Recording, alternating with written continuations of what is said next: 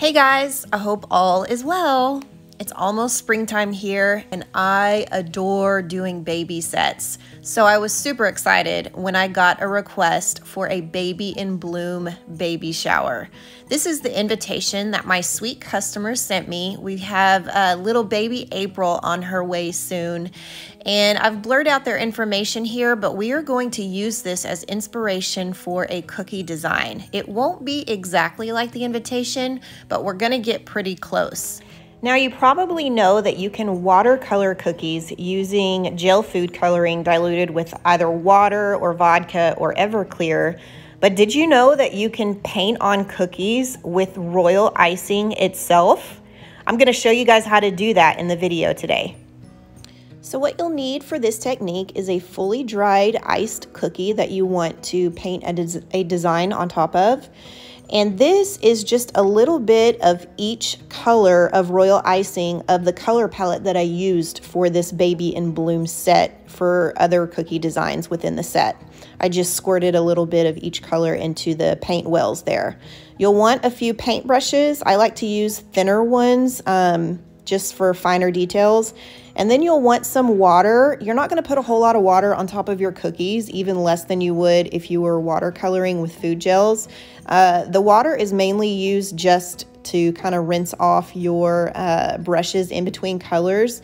And you can use a tiny bit of water if, say, the icing that you squirted in there was stiff and you wanted to thin it down just a little bit to more of a runny flood to paint with. You can do that as well. I actually used a few different consistencies here to paint with depending on which flower I was painting.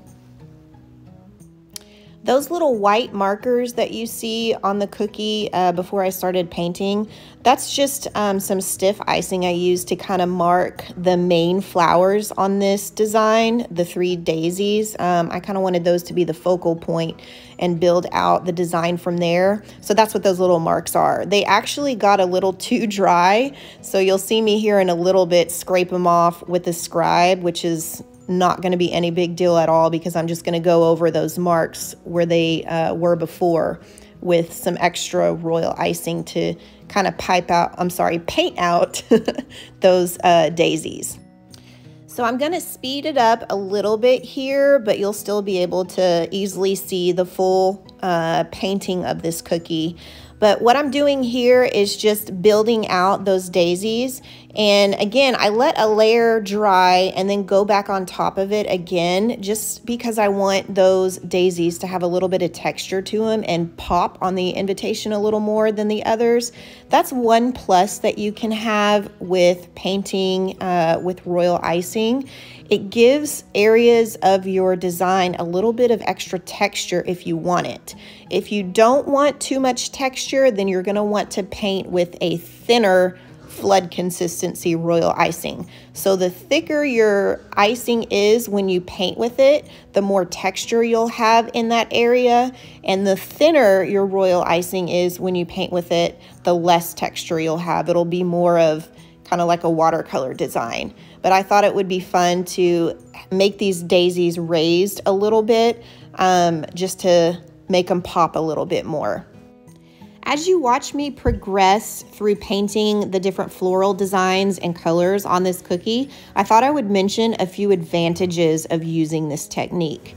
When you use royal icing to paint on top of cookies, you're putting very, very little water, additional water on top of the cookie. So you're not really going to experience that eating away of your base layer as you might with straight watercolored cookies. So when you watercolor a cookie, you probably know, like I said earlier, that you dilute the gel food coloring either with water or vodka or something like that. But sometimes a little too much liquid gets mixed in with the gels. And as you paint that way, as you watercolor, you start seeing the base layer of your icing start melting away. And that's due to too much liquid on top of your cookie. So if you're wanting to learn how to paint on top of cookies, painting with royal icing first might be a great technique for you to start with and just kind of build out your skill from there. Another reason why I like this technique is because I don't have to mix any additional shades of color. You know, it can be difficult sometimes when I'm painting with food gels and I try to mix certain food gels together to match or blend in with the colors of the other designs on the cookies. That can get a little bit frustrating and a little tedious. With this method, I don't have to mix anything extra. I'm basically just using the royal icing colors that I already mixed for the other cookie designs within the set. And I'm just using that to paint with. So that's definitely a headache saved. Also, one more thing I would like to reiterate, you probably just a second ago saw me add some extra water to that lighter green color of royal icing. And I did that because the stems that I'm painting right now, I kind of wanted those to lay as if they were kind of in the background of the invitation. So that's why I wanted a more runny consistency royal icing to paint with there so it's not as raised. You just have to make sure you dab your paintbrush onto the paper towel there a few times before you set it down on your cookie. Again, I am not really adding any water to the surface of my cookie as I would be if I was watercoloring here. I'm adding water to the actual royal icing in the paint pot there and thinning it down there. So the thinner the royal icing is in your paint pot, the flatter it's going to lay on top of your cookie. Just make sure you blot your paintbrush down a few times before you touch it to your cookie. And the thicker the royal icing is in your paint pot, the more raised it will look on top of the surface of your cookie, the more texture it will have. So if I can think of some other things to add, I will jump back in here and interrupt. But for now, I'm going to be quiet and just let you enjoy the painting.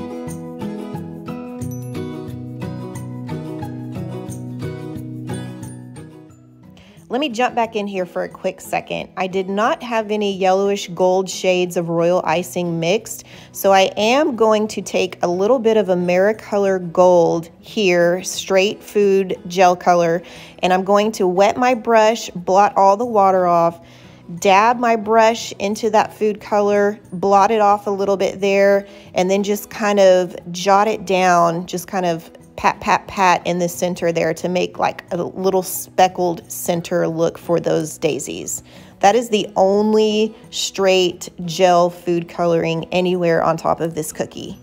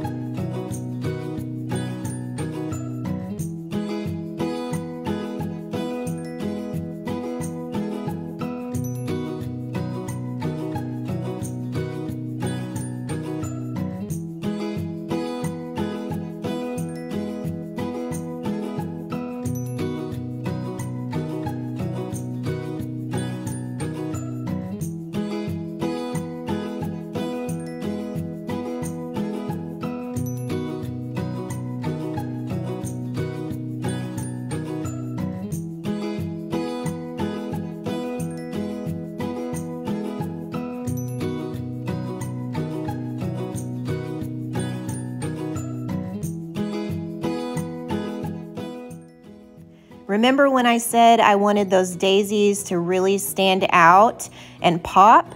I'm going back over them one more time with a stiffer consistency white right there, just to make sure that they do their job of popping. And it gives them a little bit of extra texture over the other floral designs in the invitation. So like I said, they're really gonna stand out and pop.